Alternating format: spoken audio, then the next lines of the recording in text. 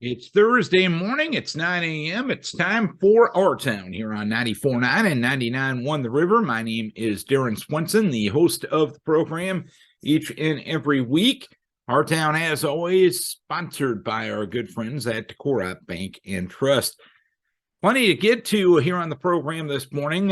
Coming up on Saturday night, it'll be the 50th anniversary celebration of helping services for youth and family. We'll talk with Ben Krouse-Gagne from the organization and Karen Tjossem, who was one of the original founding members of Helping Services for Youth and Family. We'll have that conversation a little later on in the program. Talk to Winneshiek County Sheriff's Deputy Chris Wuebker coming up on Saturday is National Prescription Drug Take-Back Day. He'll give us all the details about that event.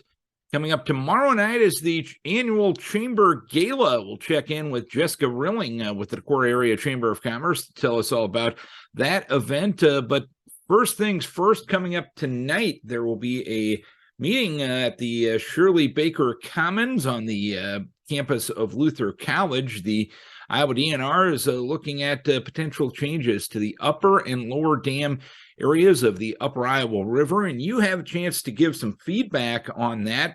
So we'll kick off the program with Paul Berland from Northeast Iowa RC&D. That starts Our Town. It's brought to you by Decorah Bank and Trust, and you're listening to it right here on 94.9 and 99.1 The River. Perfect. Having a chat this morning with Paul Berland. He is with Northeast Iowa RC&D. And Paul, you guys have got a meeting coming up, the Iowa Department of Natural Resources, exploring some options for the upper and lower dams on the upper Iowa River. And you got a meeting coming up tonight. Just discuss how we got to this point and what tonight's meeting will be all about. Sure. Thanks, Darren. So in 2010, the Iowa DNR completed a study of all of the low-head dams in the state, realizing that most of those dams are aging infrastructure. Trying to maintain those dams is getting costly, and also trying to balance the safety of river users, realizing that those dams create a dangerous hydraulic recirculating current below them, as well as trying to balance ecological balance along the river and the users that might use the river, so fishermen, kayakers, canoers, and just trying to balance that, all of those issues, the economic impacts, all of those things. So it's come to the point now where the upper and lower dams are on that top of that priority list to look at. The DNR does own both of those properties. And to that end, they've hired LT Leon and Associates, who's an engineering firm out of Des Moines, to explore some potential mitigation options for those dams. That could include complete removal. It could include developing a rock arch rapids. It could include partial removal. It could include doing nothing more than what is currently being done at those dams right now.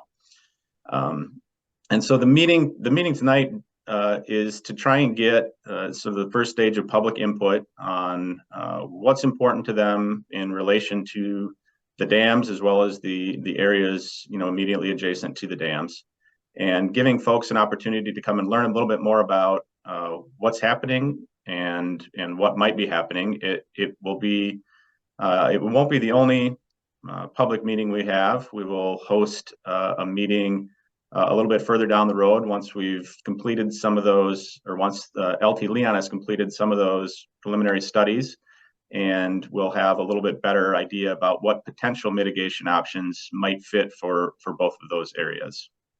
And when you look at the idea that all of the state's aging low-head dam infrastructure was first started being looked at in 2010, and we finally gotten to the point on the upper Iowa River where we're talking about it 13 years later.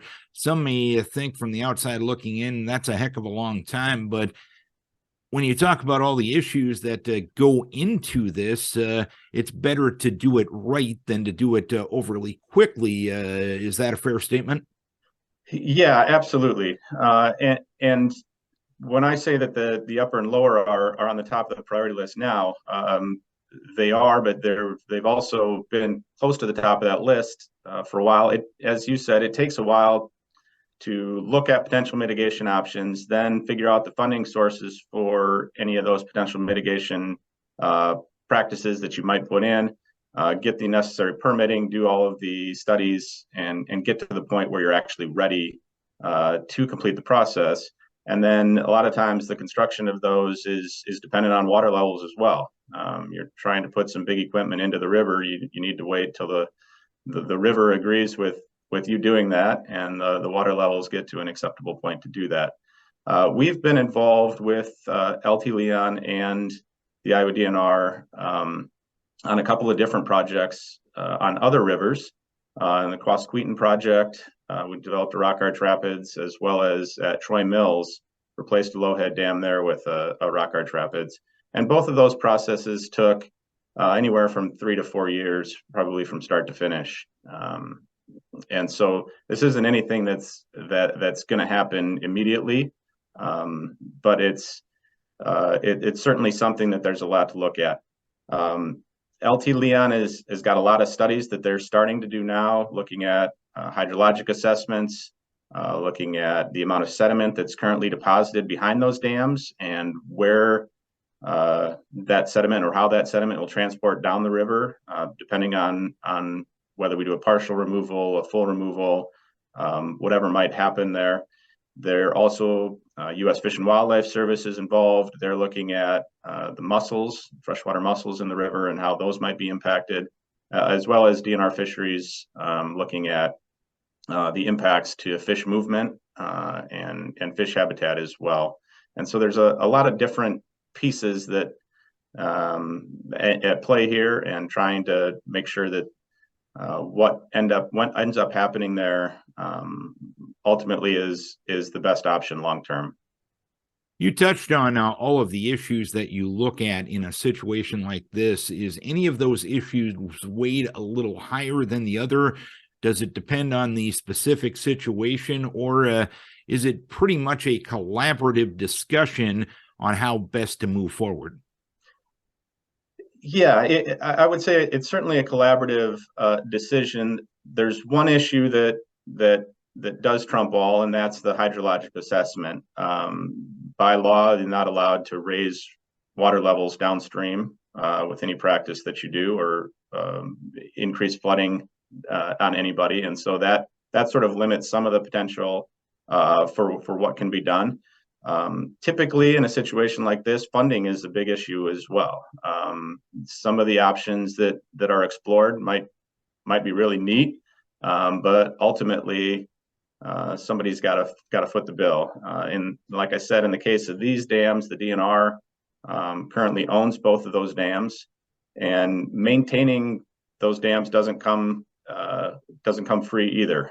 So doing nothing is also has some implications, and so that's definitely one of the things that's on the table as well. When you say the hydrological assessment trumps the other matters, and you can't by law increase flooding downstream, how do you go about judging that? Smarter people than me, Darren, are running models. They've got a number of models that they'll run and evaluate based on where the top of the rock arch rapids might be, or where the what modifications they make to any of the existing infrastructure happens. That'll determine, they'll be able to run models to determine what the river flow would be at that point. So both upstream and downstream. Obviously, rivers go up and down based on rainfall and river flow, but looking at it at a consistent flow across pre-mitigation and then post-mitigation, they'll be able to determine the impact through modeling. And tell us the specifics about the meeting coming up tonight, time, what type of meeting it will be, and the hours of the meeting. Sure. So it's tonight at from 5 to 6:30. It'll be at the Baker Commons building at Luther. And it'll be an open house type meeting. And so people can stop in at any point throughout that time, ask questions. We'll have some panels with some information up. We'll have a number of folks there to answer questions. DNR, the river program will be there, DNR Fisheries, U.S. Fish and Wildlife. I believe we'll have someone there from the State Historical Preservation Office, DNR Land Management. So we'll have a number of folks there to help answer some questions, and also provide an opportunity for people to leave feedback. So whether they want to do that in person, talking to one of us, or we'll have some opportunity to leave some written comments as well. Just trying to get an idea as we begin this process, what's important to folks related to the river in those locations, and what maybe their concerns or priorities are as well. And when it comes to giving feedback, let's say somebody wants to give some feedback but can't make the meeting tonight, are there opportunities for them to do so? Sure. They can either contact our office. They can contact us by phone, 563-864-7112, or else there's a page on our website where they'd be able to get some more information. It's northeastiowarcd.org. And what happens after tonight? Yeah, so after tonight, we'll compile the feedback that we've gotten. We'll pass that along to all of the project partners. And for a while, it's going to seem like nothing's happening. And that's that time where a number of those engineering studies, ecological studies, those sorts of things are taking place. And so those are going to happen over the next probably 5, 6, 7 months. And hopefully at the end of that period, they'll have some potential mitigation options, some renderings that folks will be able to look at. And at that point, we'll have another public meeting where we'll have those renderings and potential options to present, and give another chance to give feedback on those options. Anything we're missing? Anything else you want to pass along about this particular meeting, or anything else regarding Northeast Iowa RC&D? Oh boy, well, I think we'll have to tackle the RC&D question another time, Darren. That might be a show all for its own. Okay. In terms of this project, I just want to reiterate that nothing's been decided at this point. It's all options are on the table, but there's certainly a number of different issues to try and balance, and hopefully we'll come up with a suitable mitigation option for everybody involved at the end of the process. Paul, appreciate the time. Thanks for joining us. Yeah, thanks, Darren. Have a great day. Paul Berland from Northeast Iowa RC&D, the meeting about potential mitigation options for the upper and lower dam on the upper Iowa River from 5 until 6:30 tonight at the Baker Commons at Luther College. Having a conversation this morning with the executive director of the Decorah Area Chamber of Commerce, Jessica Rilling, and of course, we talk a lot of fun events that the Chamber puts on, and towards the top of that list is the Chamber Gala coming up this Friday night. Jessica, tell us all about it. Yeah, so the gala has been a tradition for quite a while. This is our biggest fundraiser for the Chamber, which is a nonprofit. I think a lot of people don't know that. And so I would say like this event and our summer golf outing are kind of our two big fundraising events for the year. We like to really treat the gala as a just celebration of all the Chamber work, and use it as a time for members and non-members to get together and have fun. So this year, 2023, the theme is Over the Moon, which is how we feel about all of our member support in the community, just really over the moon with appreciation. So we really lean into that theme pretty hard and do some games in the space. We're going to do a moonwalk competition this year. Folks should feel free to just enter that night if they want to start practicing their moonwalk. There's a lot of, great tutorials. And yeah, signature drinks. Lorana's doing food. We're having live music by Chris Koza. And it's really, we set it up to be fairly casual. So we're at Impact Coffee Friday. Doors open at 6:30, goes to probably about 9:30. Like just games, socializing, and music. And then at about 8:15, we do a live auction. So we have great live auction packages. We'll do the moonwalk competition, drawings for the raffles. So yeah, like I said, just really intended to be kind of a joyful gathering, and one of the ways we say thank you to everybody. And is this a new location for the gala this year? Last year we were at Impact Coffee again. Okay. So anyone who attended that event, it'll be a really similar format. But before that we had a virtual event. Before that was pandemic, and then this precedes me. But I think that the galas have been in a lot of different places over the years. So this is a fun venue. We really enjoyed it last year. So we're back again at Impact Coffee this year. And I understand there's some raffles to go that you can win, as well as other things with this event. Is that correct? Yeah. So we actually had a lot of people reach out and say they would love to support us as part of this event, but couldn't necessarily make the event. And so we put together kind of 3 larger raffle projects. One is a beautiful sapphire ring from Hamill Jewelers that they donated.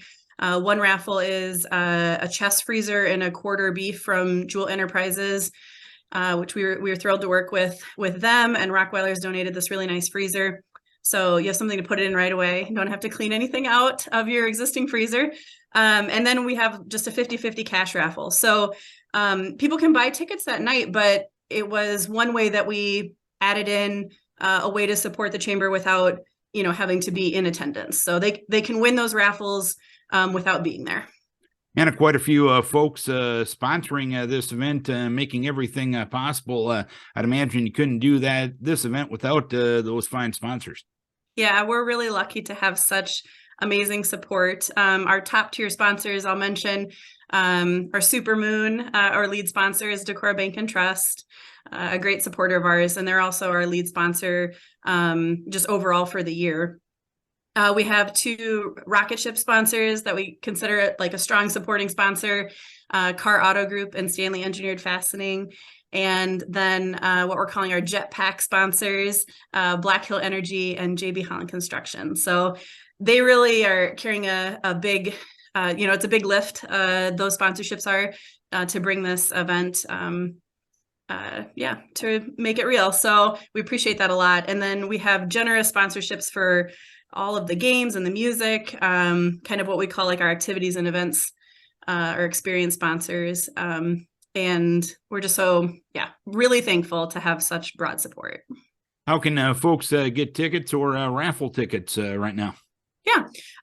So probably the easiest way ahead of the event is to go on the chamber website. The gala has its own event page, and they can buy their event ticket and or the raffle tickets there. The raffles are $5 a ticket.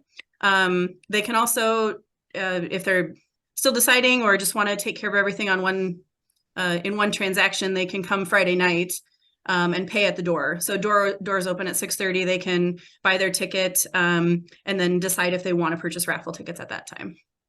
One thing I also wanted to touch on, in addition to the gala itself, you spoke before the Decorah City Council this week about an application to establish some sort of a cultural district for the downtown area. Explain what's going on there.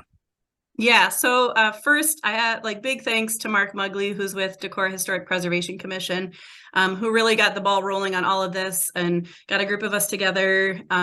So this is what's called a Cultural and Entertainment District. It's a designation that the Iowa Department of Cultural Affairs gives. And really the way the state describes it is it's a feather in the cap. So communities that already have a very vibrant downtown district can apply to have that recognized. So this program has been around for a while, I think 2003, and more than 30 communities have received the designation. It's a 10-year designation.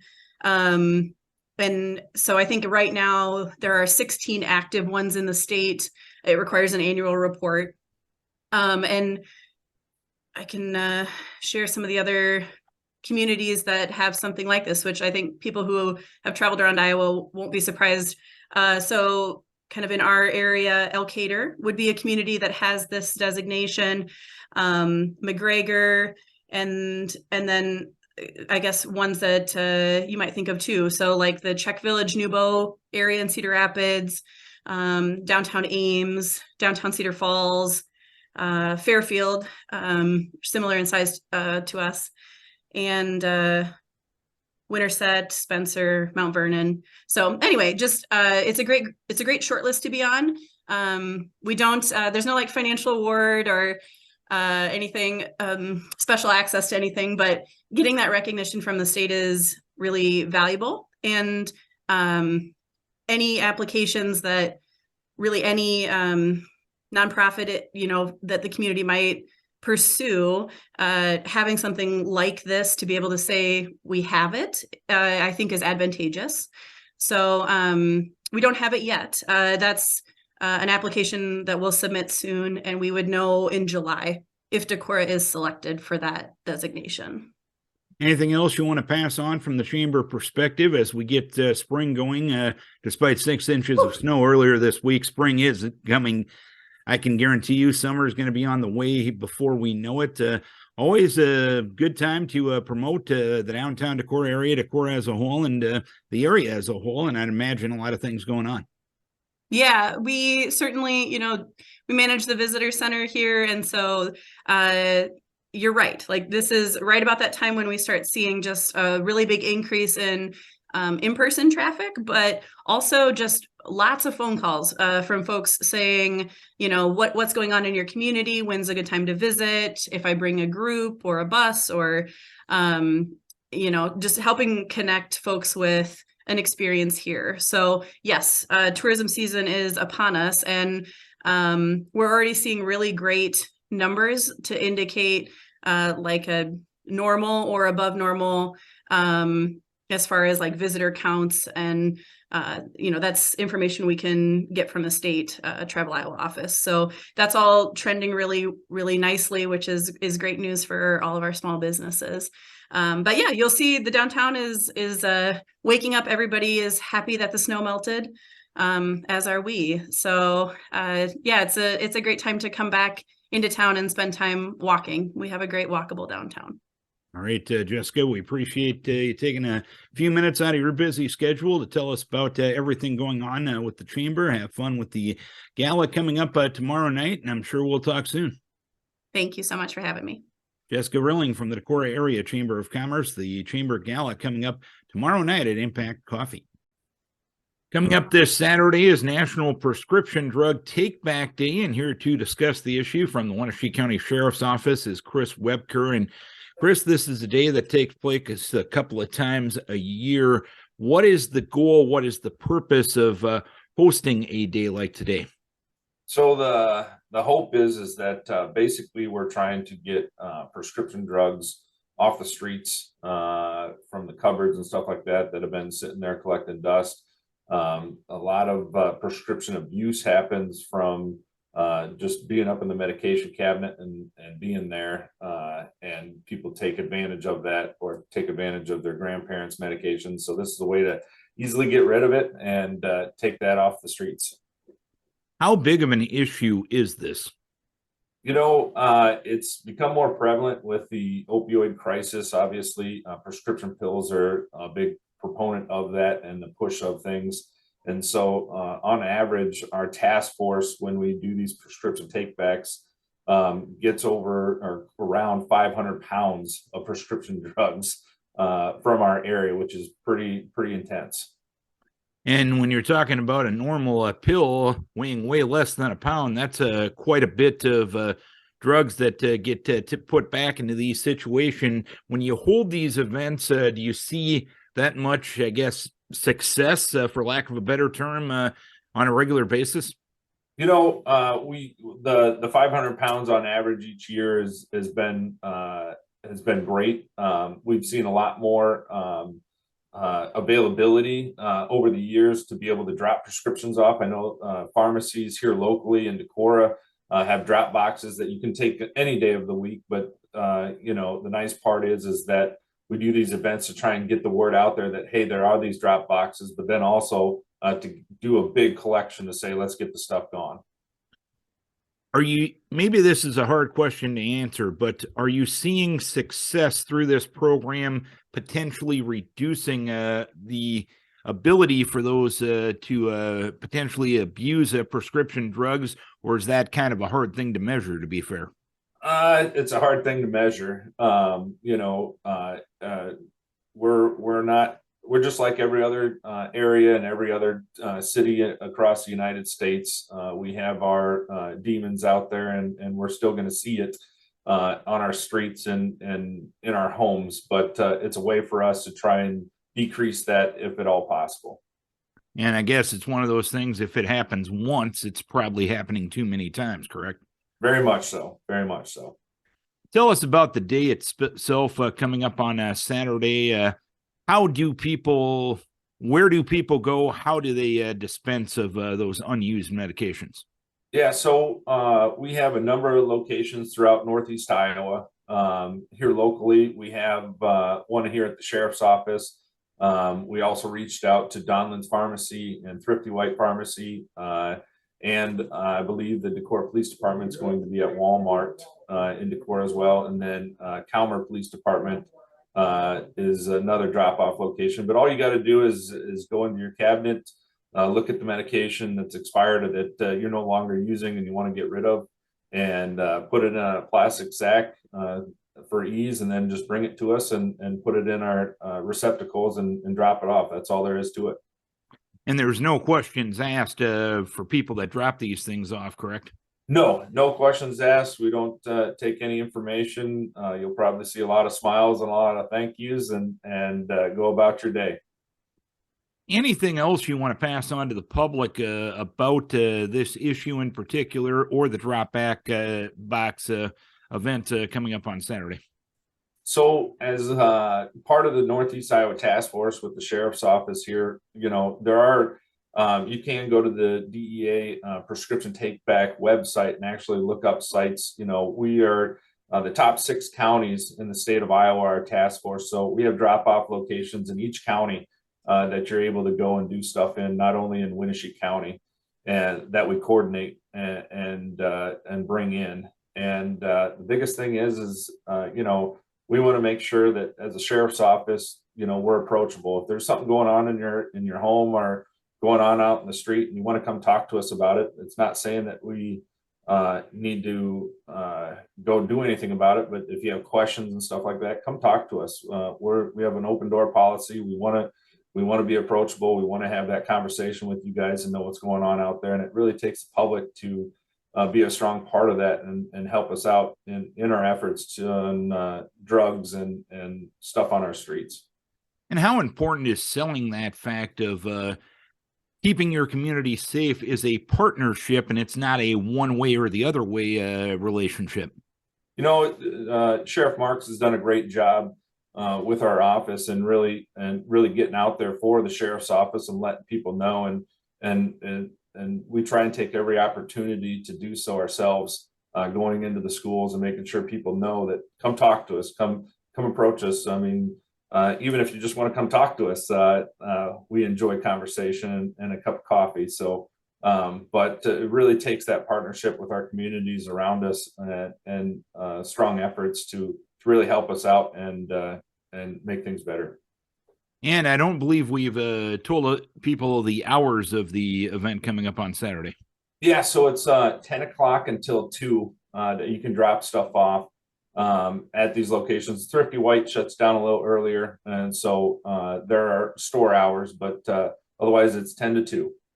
All right, Chris, we appreciate you telling us about National Prescription Drug Take Back Day, a very important issue that frankly, I'll take responsibility for this. We probably don't talk about enough, and it's important to have events like this and to publicize events like this. We thank you for the time, and we thank you and everybody else at the Sheriff's Office for what you do to keep our community safe. Well, we appreciate your partnership and getting the word out there. It really means a lot to us and helps us out a great deal too. Chris Wuebker from the Winneshiek County Sheriff's Office, National Prescription Drug Take Back Day from 10 a.m. until 2 p.m. this coming Saturday.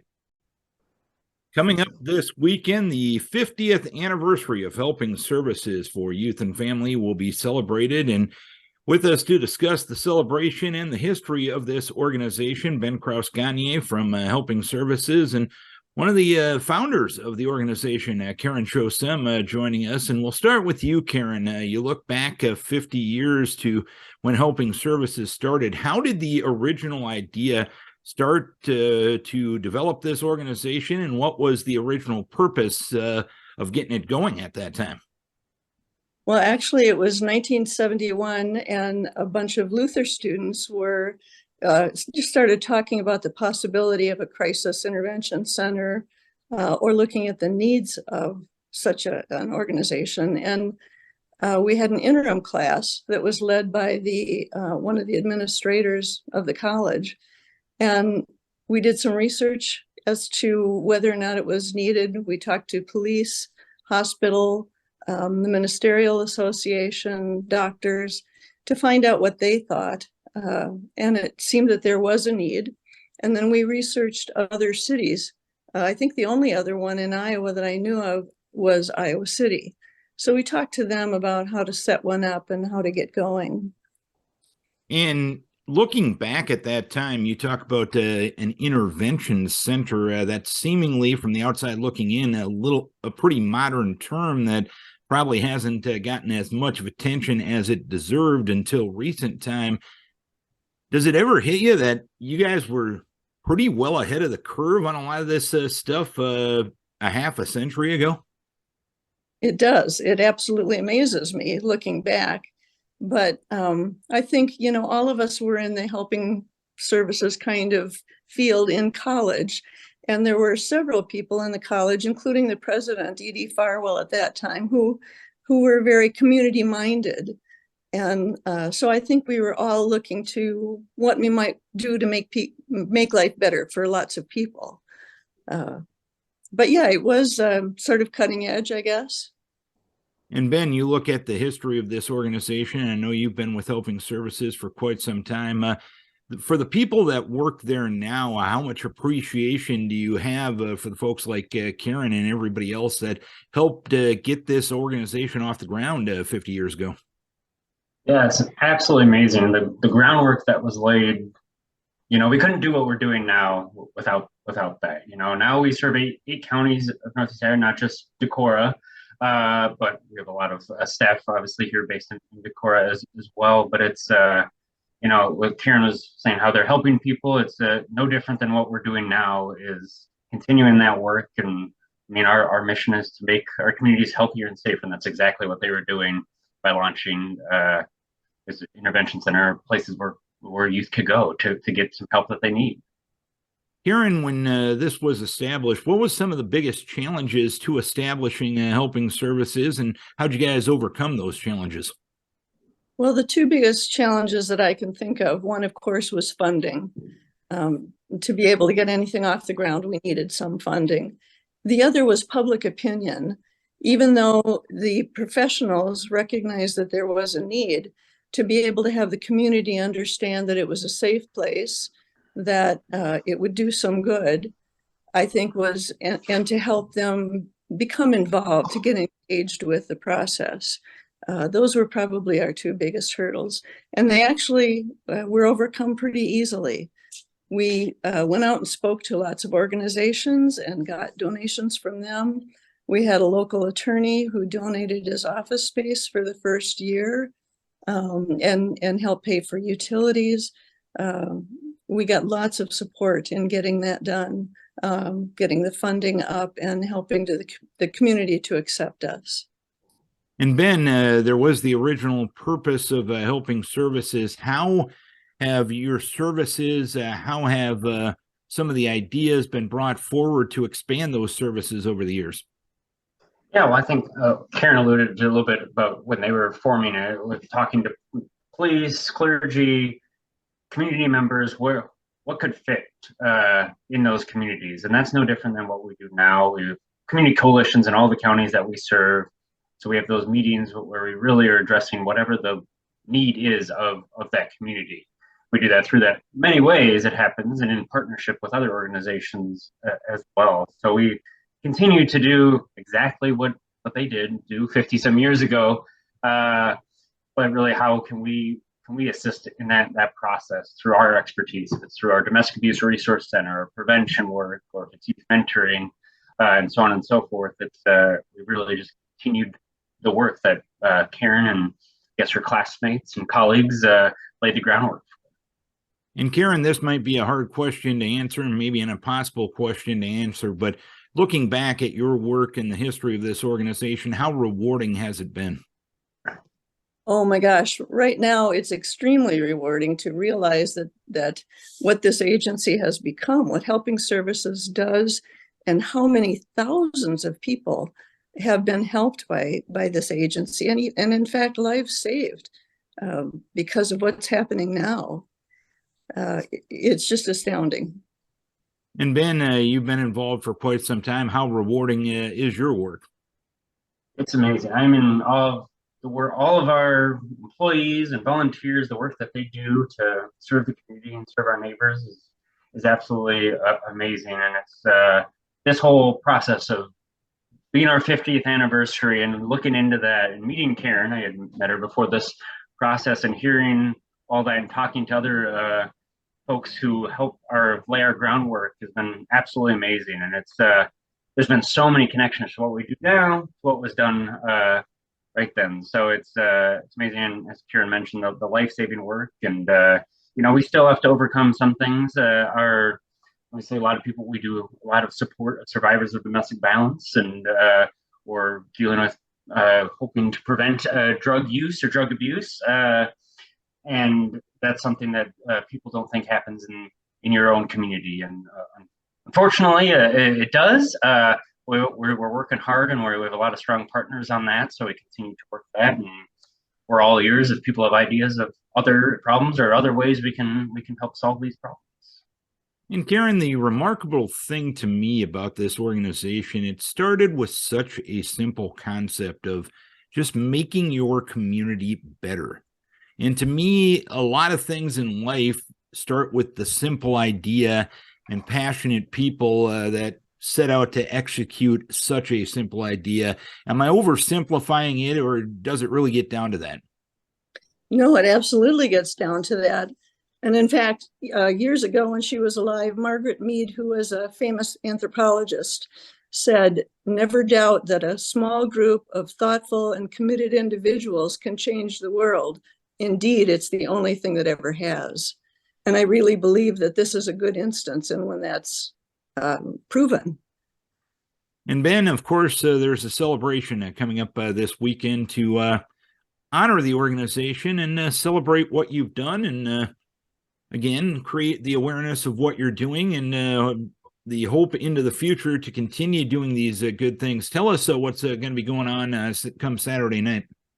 Yeah, so we figure no better reason to celebrate than reaching your 50th anniversary. So we figure it's good to stop and celebrate where we've come from and kind of what we're doing and where we're going. So Saturday night, as you mentioned, 6 to 8 p.m. at Impact Coffee.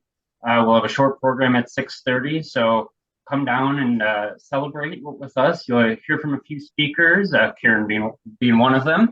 And really learn more about our programs and how you can get involved and the impact that Helping Services has made over 50 plus years in our communities and throughout Northeast Iowa, serving thousands and thousands of people.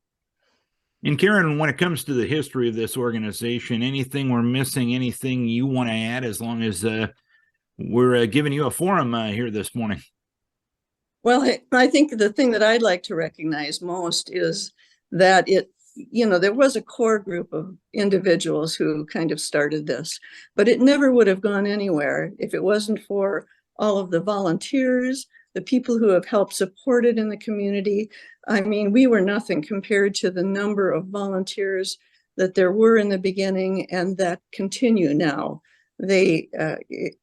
It's amazing how many people have contributed to this agency, either as paid workers or as volunteers. And Ben, what Karen just brought up, I know one of your big fundraiser is the Holiday Lights. the celebration at Pulpit Rock Campground year in and year out. And you look at all the people just willing to give one night or a couple of nights, or the donations to celebrate the lights there, or the community groups that come out and help you out. That's just kind of piggybacking on what Karen just mentioned, I'd imagine. Is that a fair thing to say? Yeah. Holiday Lights, obviously we have, hundreds of volunteers who help make that happen, but also in our youth mentoring program, all those mentors are all volunteers that are meeting with youth in your community. We have a 24-hour resource line with our Domestic Abuse Resource Center. Most of the time that's staffed by our staff members, but often it's also staffed by volunteers who go through our training program to make that all possible. And I know Karen just alluded to the volunteers. I know they spend a lot of time training those volunteers of people who wanting to help, and that's no different than what we do now. We take people who want to make a difference.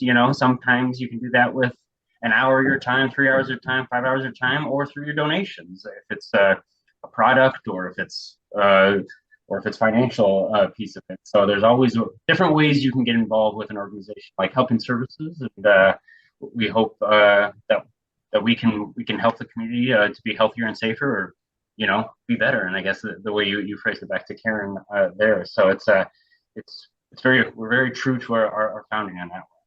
And Ben, if people want to get involved, how do they contact you to do so?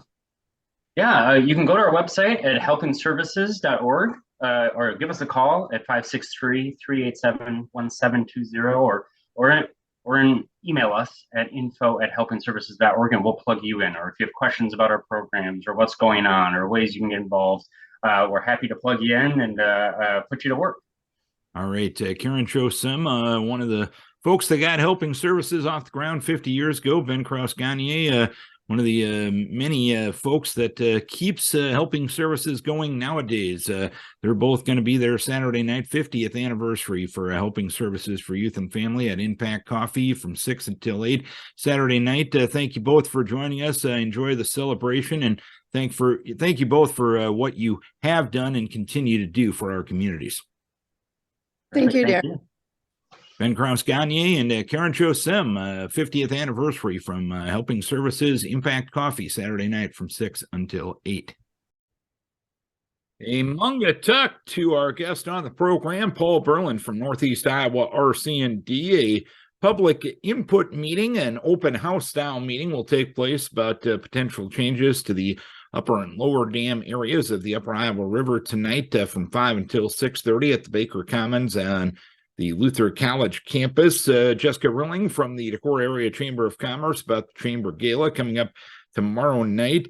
Saturday is Prescription Drug Take Back Day. We thank Chris Wuebker for joining us from the Winneshiek County Sheriff's Office, and Helping Services. 50 years of that great organization. Talked about the history of the organization and what will come in the future of the organization. Ben Krouse-Gagne and Karen Tjossem joined us for that conversation. Don't forget, we put these shows on YouTube each and every week. We realize you can't always be near a radio or a streaming device at 9 o'clock on a Thursday morning, but today was a great example of it. We get to talk to 5 really interesting people on very interesting topics, and we want to give you this content, this information on your schedule. So if you're out and about on YouTube, just search 4-20 Our Town program. That's a great way to do it. We also put these up on our Facebook pages on all of our LA Communications, our radio station Facebook pages, and I put it on my personal professional page as well. That's Darren Swenson on Facebook and Darren Swenson on Twitter as well. Another way we try to serve our community the best we can here at LA Communications. A thank you to our guests. A thank you to our sponsor, Decorah Bank and Trust. And most importantly, we thank you. That's right, you, for tuning in, for logging on, or for watching Our Town on 94.9 and 99.1 The River.